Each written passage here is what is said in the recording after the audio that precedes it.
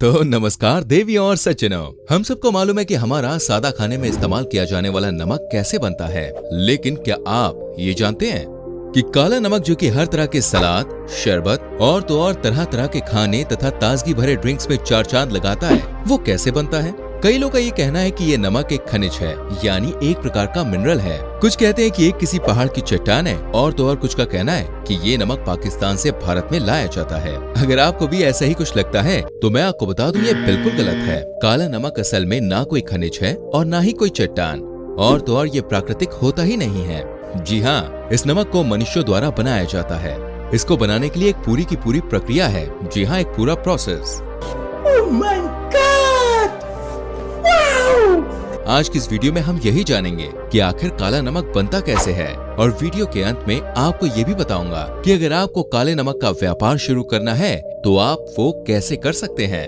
लेकिन शुरू करने से पहले मैं आपको ये बताना चाहूंगा, वाकई में इस नमक को बनाना कोई आसान काम नहीं है, क्योंकि इस काम में रिस्क बहुत ज्यादा होता है। तो आइए शुरू करते हैं इस कमाल की वीडियो को। लेकिन उससे पहले मैं चाहूंगा कि आप वीडियो को जरूर लाइक कीजिए, और अगर चैनल पे नए हैं तो प्लीज सब्सक्राइब कीजिएगा और संग में बेल आइकन प्रेस कीजिएगा। आइए शुरू करते हैं। दोस्तों, काले नमक को बनाने के लिए सबसे पहले इसकी भट्टी तैयार की जाती है। ये भट्टी पूरी की पूरी मिट्टी की बनी हुई होती है और इस विशाल भट्टी की गहराई करीब 2.5 फीट तक होती है।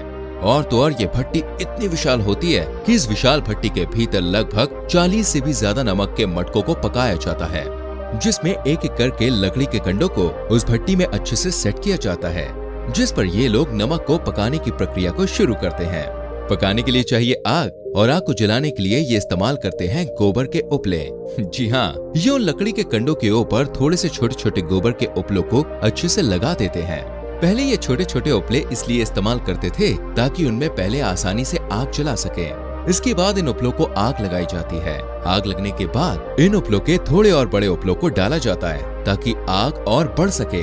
लेकिन सिर्फ यही नहीं, इसके बाद इन बड़े उपलों के ऊपर अच्छी खासी मात्रा में कोयला डाला जाता है। जी हाँ, एक बार अच्छे से आग सुलगने लगी ना, इसके बाद फिर बारी आती है उन मटकों को इस कोयले के ऊपर लगाने की, जिसमें हमारे काले नमक को पकाया जाने वाला है। एक बार मटकों को अच्छे से लगा दिया गया तो फिर उसके बाद बारी आती है इन मटकों को कोयले में अच्छे से दबाने की। ऐसा इसलिए किया जाता है कि जो गर्मी है वो चारों ओर से अच्छे से नमक को पका सके। तो अब भट्टी में बाकी बची कुची जगह में, या यूँ कहें कि मटकों के बीच में दिख रही जगहों को फिर से कोयले से एकदम अच्छे से भरकर मटकों को दबा दिया जाता है, और अब इसमें साबुत नमक डाला जाता है। आपकी जानकारी के लिए बता दूं कि ये नमक जिससे काला नमक बनाया जाता है वो खास तौर पर आता है राजस्थान से। कई हजार किलो और टनों के हिसाब से नमक बड़े बड़े ट्रकों में भरकर राजस्थान से मंगाया जाता है। तो अब बारी आती है नमक डालने की। तो सबसे पहले मैं आपको बता दूं कि पहले इन सभी मटकों में एक समान नमक डाला जाएगा। पहले इन मटकों को पूरा ऊपर तक नहीं भर दिया जाता। पहले इन मटकों में करीब 55 किलो साबुत नमक भरा जाता है। 55 किलो नमक हरी मटकी में डालने के बाद अब इसके आसपास ईंटें रखी जाती हैं, जो इसको मूंदने का काम करती हैं। फिर इसमें बादाम के छिलके डाले जाते हैं। जी हाँ, क्यों पड़ गए ना सोच में? तो चलिए देखते हैं आखिर कितनी मात्रा में पड़ता है ये बादाम का छिलका। तो जैसा कि इन लोगों ने बताया कि अंदाजे से ये लोग इन मटकों में करीब 1 किलो तक ये छिलके डाल देते हैं।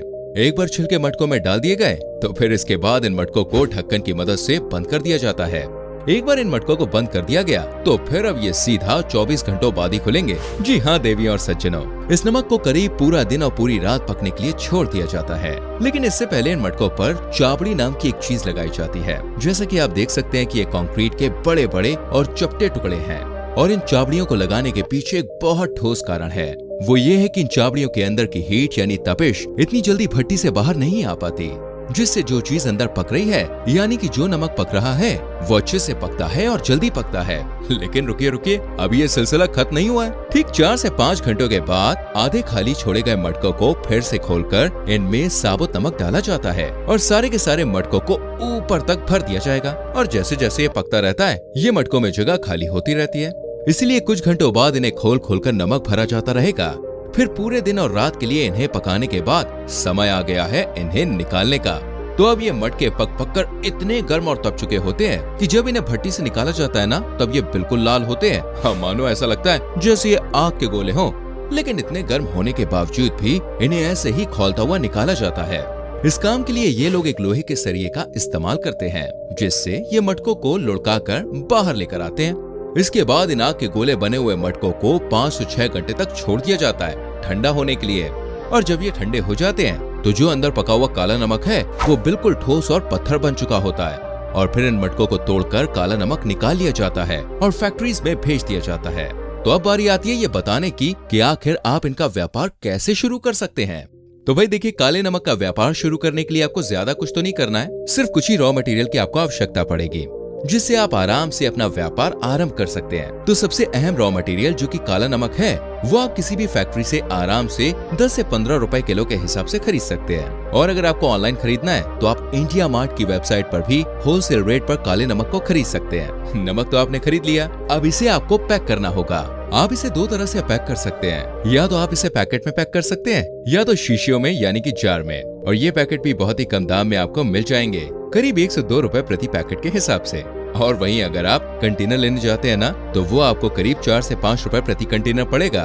और इसमें लगने वाला स्टिकर भी जिसमें आपके ब्रांड का नाम होगा वो भी आप 1 रुपए प्रति स्टिकर के मुताबिक प्रिंट करा सकते हैं। ये तो बहुत ही मामूली खर्चे हैं, लेकिन इनको मेजर करने के लिए आपको एक वेइंग स्केल खरीदना होगा जिससे कि आप हर एक जार में सही मात्रा भर सकें।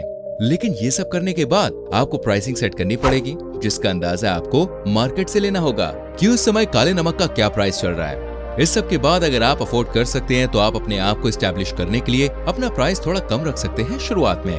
और तो और आप अपने नमक में कुछ अलग कर सकते हैं, जैसे कि इसमें नए फ्लेवर्स को शामिल करके आप अपने नमक को सेल्समैन द्वारा घर घर भी बेच सकते हैं, या तो दुकानों पर जाकर थोक में भी आप इनकी बिक्री कर सकते हैं।